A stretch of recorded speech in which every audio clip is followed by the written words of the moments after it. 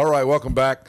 Talk of the Town. Coming up, we're now just 26 minutes away from our half-price golf sale at Albemarle Plantation. More details coming up on that. We'll go ahead and give you the telephone number, though, so you can start dialing right at 9 o'clock, 252-355-8822. Half-price golf coming up again this morning with our WTIB Golf Club. This morning, it's Albemarle Plantation, one of the most beautiful golf courses you will ever play.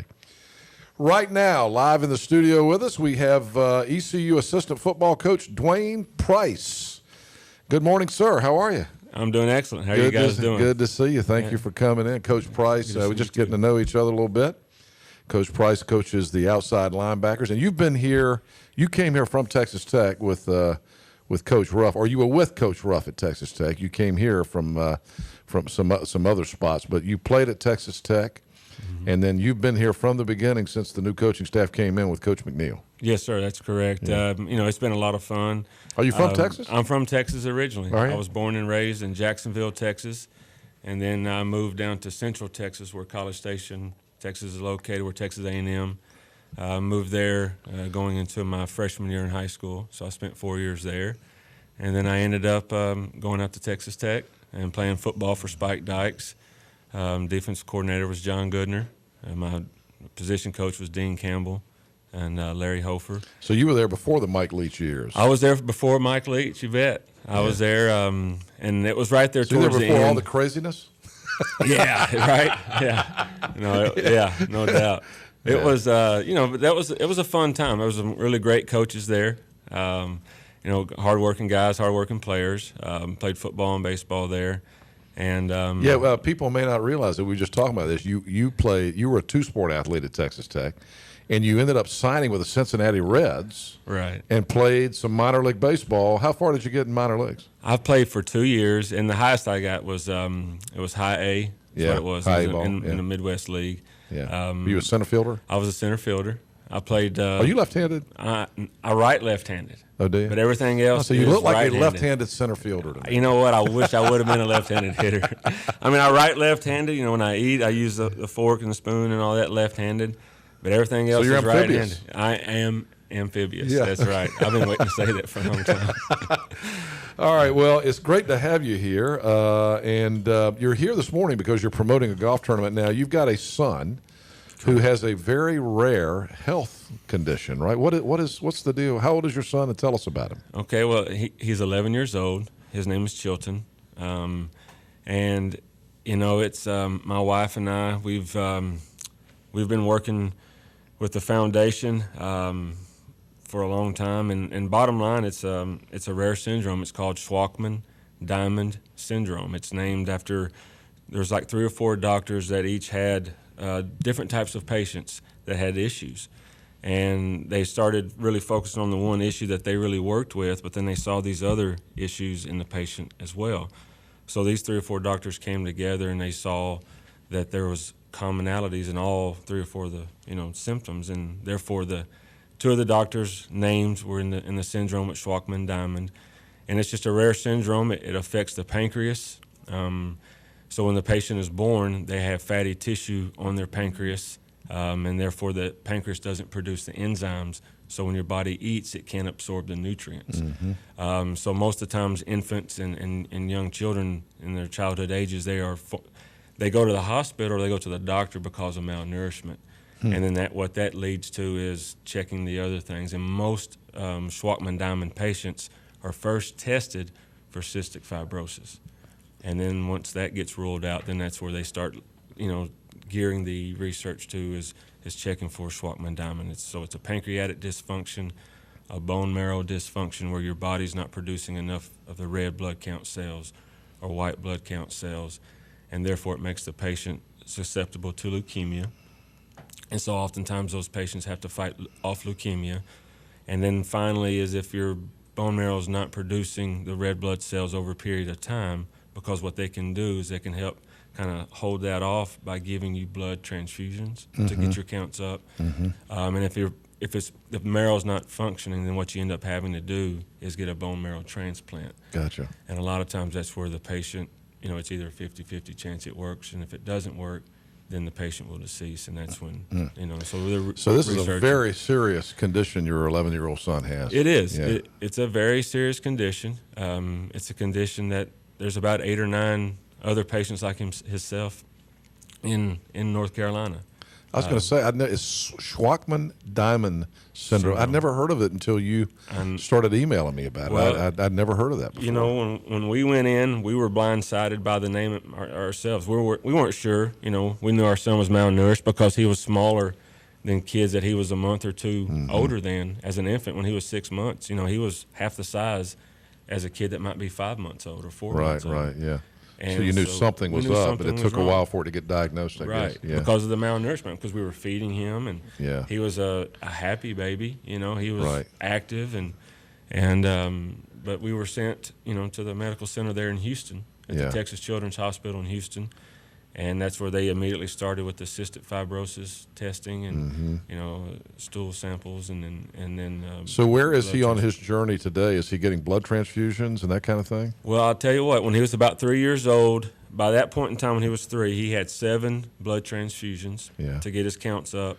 Well, you start thinking about all these blood transfusions, and you think about when we have the American Red Cross people come on the show asking for blood. You hear this story and you're like, man, this is why, you know? It's exactly right. Yeah. And on top of that, of all the things, he had a rare blood type.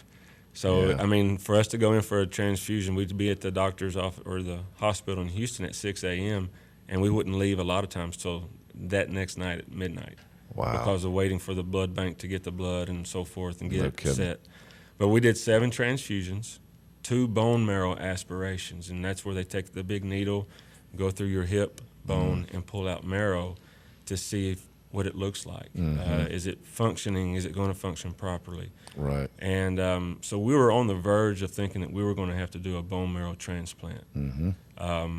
And so the high school that I was working at in College Station, Texas, we did a bone marrow drive to try to find a match, because usually they tell you that your best match is a sibling, but we didn't have a sibling at the time. We did a bone marrow drive. But anyway, long story short, we had a great turnout for the bone marrow drive, and then just one day his bone marrow started kicking in. We went in for a checkup, and his blood count was normally at 5.7, and then a transfusion would bump it up to 7.1. Well, to be stable, it needs to be between 13.5 and 15.1. So the transfusions wasn't even bumping it up high enough. So we thought we were going to go into a transfusion type situation where it was 50-50. A transplant? Right, a transplant. Right. And it didn't happen because his blood count jumped up. And so we were very fortunate. So he still has not had the transplant. He's still not had the transplant. He's been stable for the last 8 years. Yeah. And it's always something that could come back, you know, as far as that. So he's living a fairly normal life today? He is. Yeah. He's healthy. He's moving around, and God bless you know, he's had some skeletal issues because the bone marrow dysfunction can affect your development of your skeletal bones and so forth. So he's had some orthopedic surgery on his knees with growth plates with Dr. Fitch at Duke Medical Center. I know him. He operated on my son. Really? Yeah, Dr. Fitch. He's one of the best around. One of the best around. That's correct. He actually operated on both of Hank's feet. Really? Dr. Fitch did. Yeah. World-renowned guy. Yeah. He's great. He's a great staff. Yeah, really are. You know, we talk a lot of football when we go up there. I bet. He played at Duke. He played football for Duke. I don't think I knew that. Yeah. He was a Duke football player? Duke football player. Yeah. One of his assistants played basketball there, on the women's team. Okay. That's neat.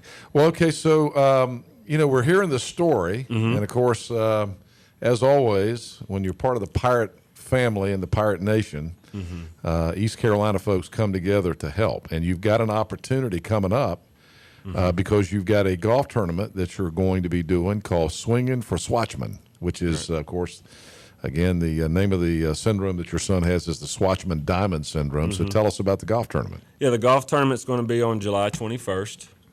It's going to be held at Ironwood.